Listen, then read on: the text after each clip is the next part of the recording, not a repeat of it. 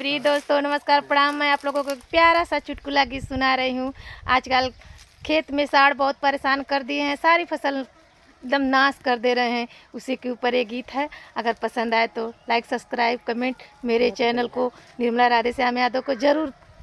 Subscribe कीजिएगा और लाइक कीजिएगा। अगर पसंद आएगा गीत तो कमेंट ज़रूर कीजिएगा, नहीं पसंद आएगा तो भी कमेंट कीजिएगा। सड़वा ले जाता बाबा पिकअप में भर के, सड़वा ले जाता बाबा पिकअप में भर के, बोवल खेत नाश कैला कचर के, बोवल खेत नाश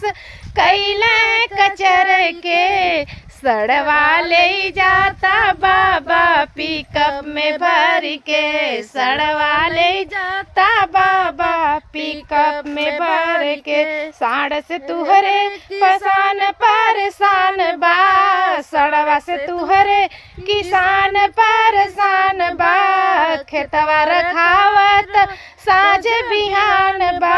सजव खेतवा रखावत साँझ बिहान बा,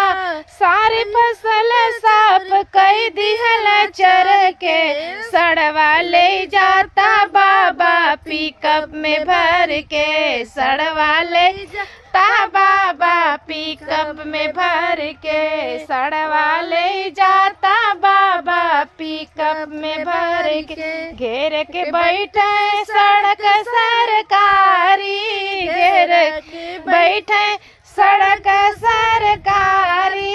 दुई चक्का चार चक्का लड़े जाल गाड़ी, दुई चक्का चार चक्का लड़े जाल गाड़ी, कितना बेचार घर जल गईल मर के, सड़वा ले जाता बाबा पिकअप में भर के, सड़वा ले जाता बाबा पिकअप में भर के, सड़वा ले जाता बाबा पिकअप में भर के, सड़वा ले जाता बाबा पिकअप में भर के।